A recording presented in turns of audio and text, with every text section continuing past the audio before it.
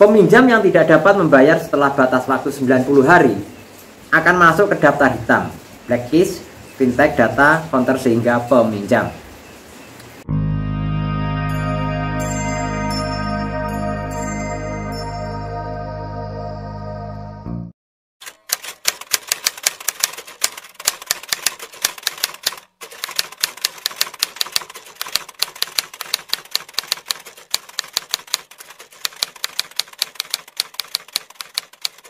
Oke, assalamualaikum warahmatullahi wabarakatuh pemirsa. Kita berjumpa kembali bersama kami dari Komunitas Channel. Dan tema pada malam ini adalah pinjol menyebar. Apakah pinjol menyebar? Pinjol menyebar adalah salah satu pinjaman online yang berdasarkan meminjam dengan sangat mudah begitu. Dan pada salah satu grup di pasar online Ponorogo itu marak penyebaran dari postingan-postingan oleh orang yang telah melakukan pekerjaan mungkin di dalamnya pinjaman tersebut. Kemarin itu saya membaca di salah satu grup pasar online Ponorogo itu ada postingan open pinjaman.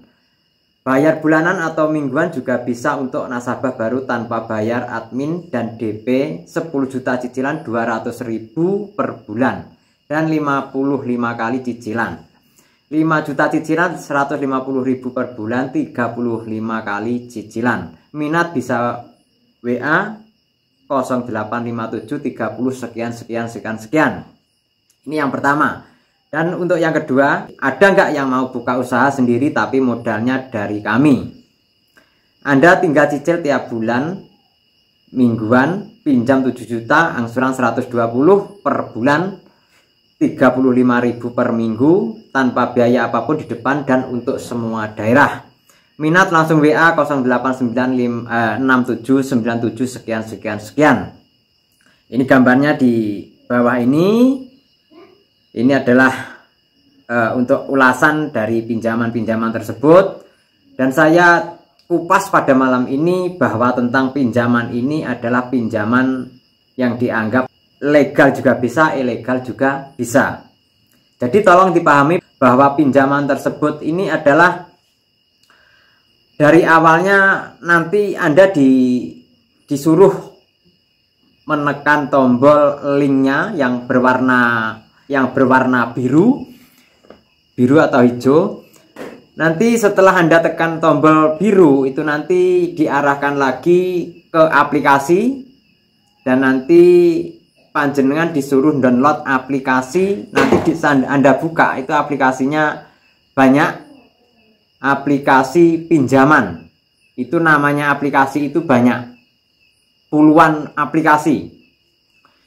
Jadi gini, jadi pinjaman lewatnya sosmed maupun ditawarkan di mana-mana tempat grup maupun nanti lewat di status panjenengan sedoyo, jangan terburu terpancing cepat-cepat mengeklik tombol tersebut. Mungkin ya panjenengan akan iseng-iseng mencoba seperti apa kan gitu.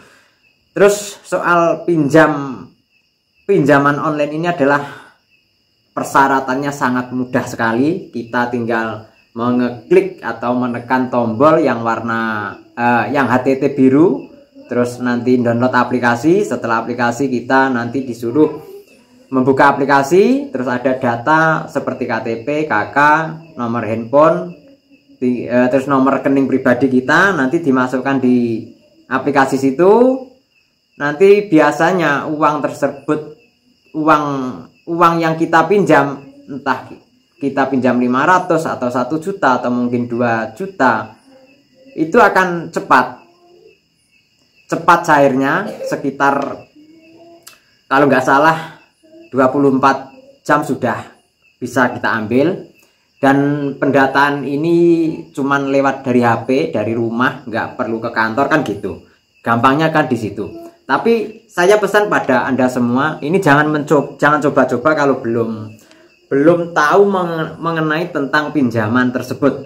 Karena ini bisa membebankan pada panjenengan sedoyo karena panjenengan belum tahu isinya apa, nanti di belakangan kita malah jadi susah. Susahnya di mana? Susahnya kita membayar waktu angsuran itu biasanya ada yang 90 hari lunas. Kalau tidak ada kalau belum misalnya 90 hari itu biasanya gini. Kita itu di dalam pinjaman tersebut itu sebelum misalnya pinjaman kita 1 juta atau 2 juta, nanti 90 hari itu harus lunas. Kita bayar lunas, bunganya nggak tahu berapa, ya paling minim ya berapa gitulah. Nanti kembalinya mungkin 2 juta 200. Terus sebelum 90 hari kita melunasi atau mungkin mengangsur, itu diantara pekerjanya di dalam aplikasi tersebut itu kurang lebih sebelum 2 minggu atau 1 minggu itu kita diteror, ditelepon terus, ditelepon sehari sekitar 7 kali sampai dengan 5 kali. Itu terus sampai dengan 1 minggu itu terus diteror. Kalau kita belum bisa melunasi terus diteror. Dan susahnya kita membayar. Waktu membayar kita susah. Karena membayar kita bisa ya juga intinya gini, kita membayar di pinjaman tersebut itu gampang, lewatnya lewat BRI atau mungkin lewat yang panjenengan punya. Tapi gini, setelah Anda membayar itu di statusnya pinjaman itu misalnya lunas. Tapi setelah lunas itu belum tentu kita lunas 100%. Belum lunas 100%. Bisa juga nanti besok atau lain kali bisa ditelepon atau diteror lagi. Terus ini sangat di mana ya? Kita itu kalau pinjam di sini itu tidak tenang. Pinjam di aplikasi tersebut tidak tenang. Dan kita susah sekali. Apalagi kita belum pernah mencoba atau belum mengerti tentang materinya di dalam undang-undangan pinjaman tersebut. Kita dibuat lika-liku, pokoknya susah banget. Jadi tolong jangan terburu-buru terpancing. Walaupun ini sangat mudah, sangat rendah cicilannya, tapi belum tentu karena ini lewatnya online. Kalau lewat online itu ya susah gampang kan gitu. Kenapa kok gitu? Karena saya sudah pernah mencoba. Bukan pernah mencoba, tapi saya sudah mempelajari. Bukan cuman sedikit, saya mempelajari pinjaman ini cukup lama, kurang lebih 3 tahun 4 tahun. Karena saya mencoba itu saya ingin tahu isinya di dalam pinjaman online seperti apa kan gitu. Jadi saya sudah paham. Bukan saya kok kemintar, tapi saya sudah mengerti. Kalau saya kemintar berarti omongan saya ini cuma-cuma atau omongan saya ini ngawur. Intinya saya tidak ngawur dan ini asli kalau kita pinjam di dalamnya ini susah bagi yang belum pernah. Tapi kalau bagi yang sudah pernah, walaupun susah dianggap gampang, kemungkinan gitu. Dan untuk pinjaman online, pinjol, ini adalah pinjol. Pinjol itu singkatan dari pinjaman online. Karena aplikasi tersebut itu atau mungkin pinjaman online ini itu belum tentu resmi, yang kita ikuti belum tentu resmi, dan ada juga yang resmi. Jadi kalau yang resmi kita ya juga susah. Kalau yang belum resmi justru malah kita mati kutu karena terlilit hutang oleh pinjol. Jadi jangan main-main pinjam sama pinjol. Ya saya bukan kok bukan menjelekkan atau bukannya tidak boleh kalau pinjaman ini bisa menyebar, bukan begitu maksud saya. Tapi saya kasihan kepada saudara saya dan pihak-pihak bapak maupun ibu semua yang belum pernah pinjam di pinjaman online. Intinya gini, kalau yang sudah resmi itu pinjaman tersebut adalah di backup atau yang sudah terdaftar maupun berizin dari OJK. Yang sudah resmi gitu.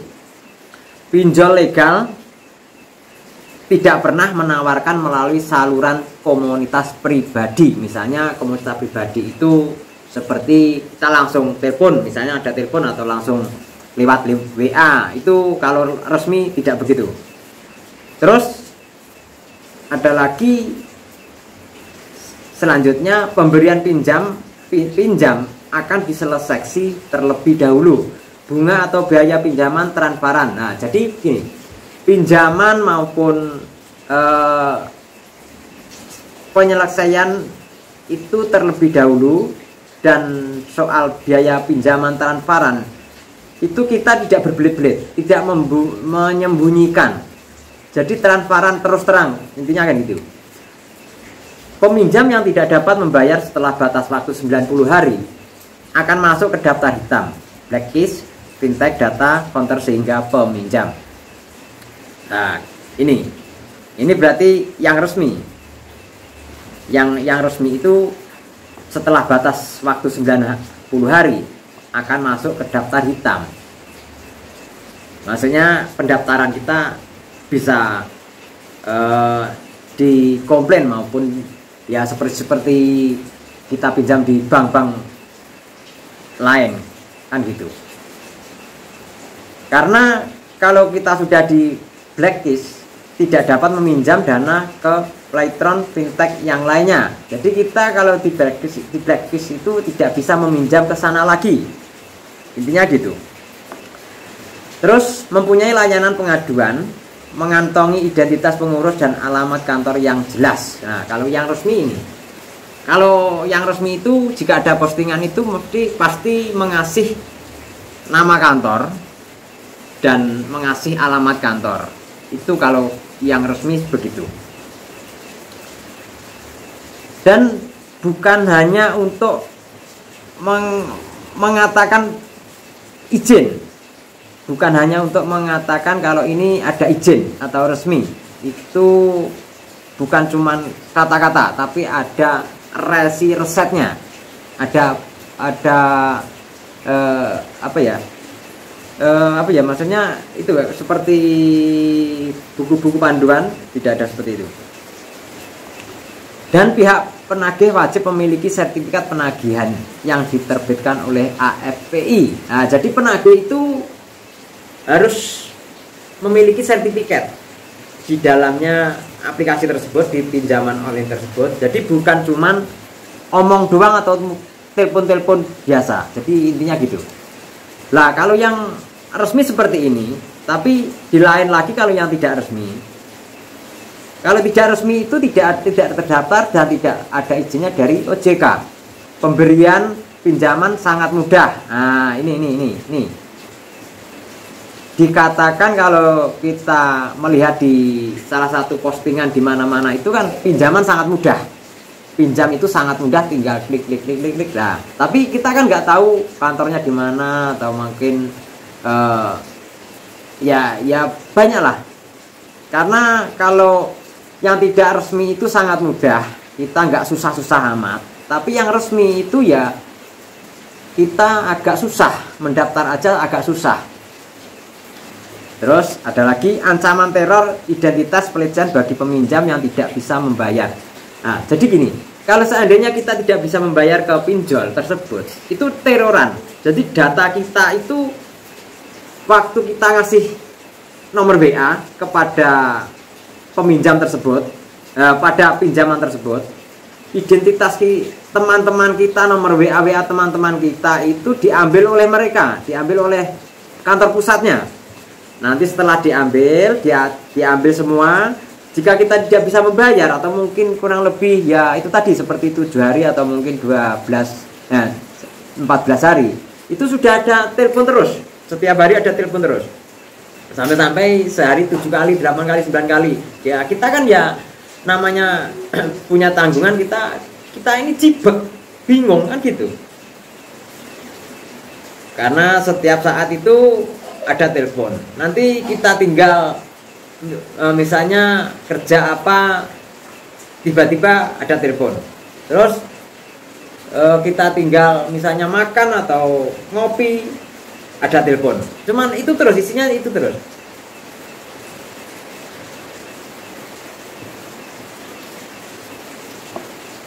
Dan jika pengurusnya tersebut atau mungkin penagih, orang yang menagih tersebut itu tidak mengantongi identitas pengurus dan alamat kantor yang tidak jelas, jadi kita ditawari tapi tidak mengasihkan kantor atau mungkin alamat-alamat yang jelas, jadi cuman asal-asalan kan gitu.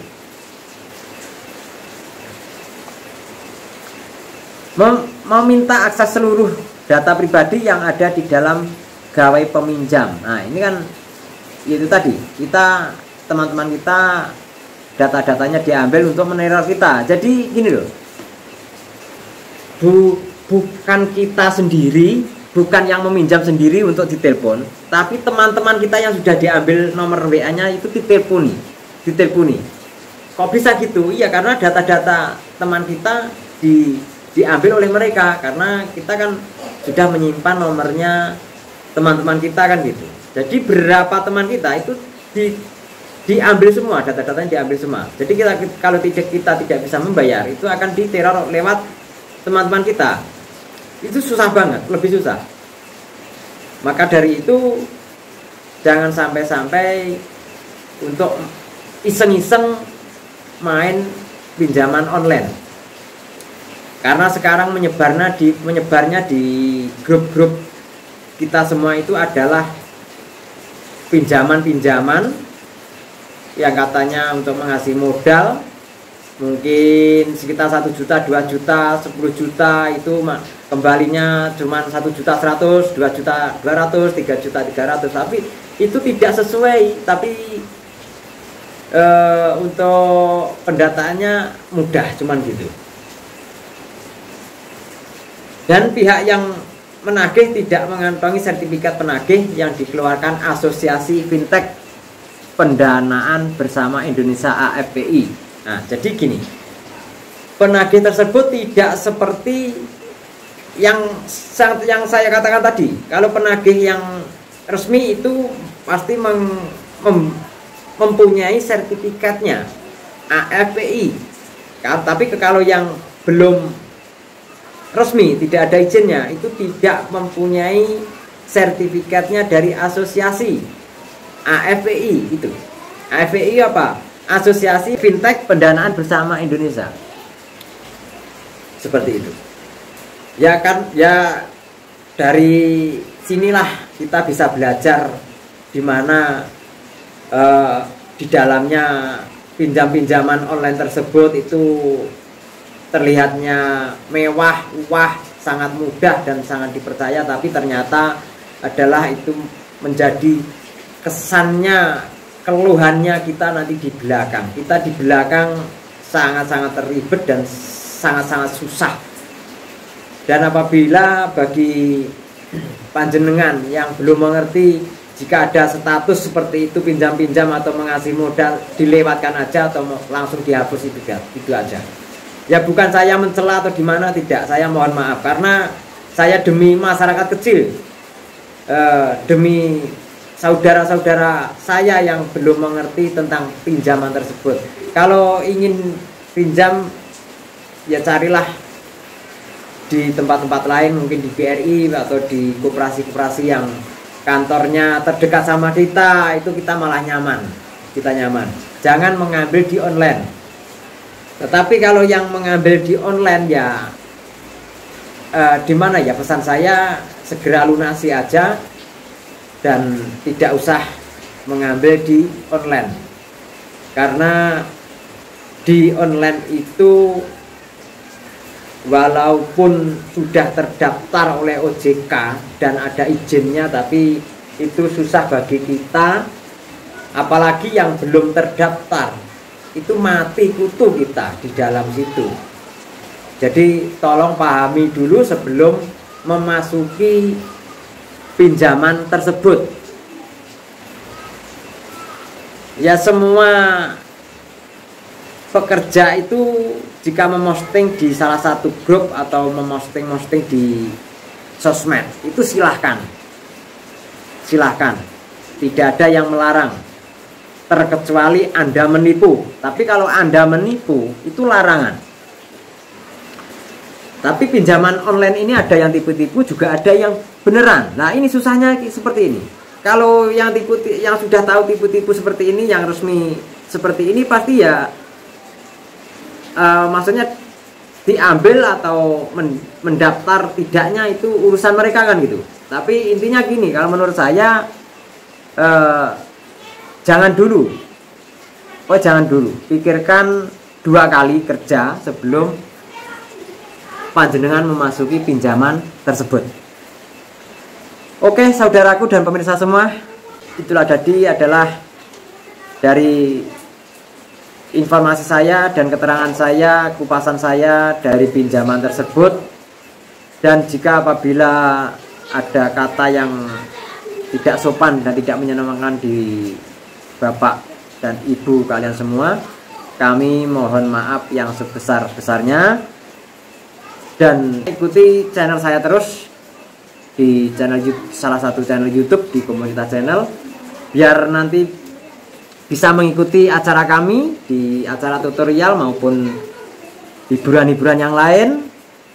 Itu mohon ikuti dengan cara subscribe-nya, juga like-nya maupun share dan komen yang sebanyak-banyaknya.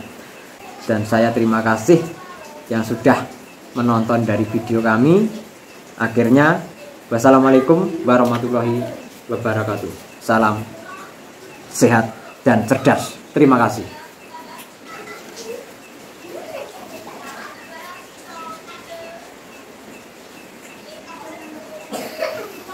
Terima kasih. Awas penipuan, awas penipuan. Hati-hati penipuan. Hati-hati, waspadalah. Terima kasih. Terima kasih sudah nonton.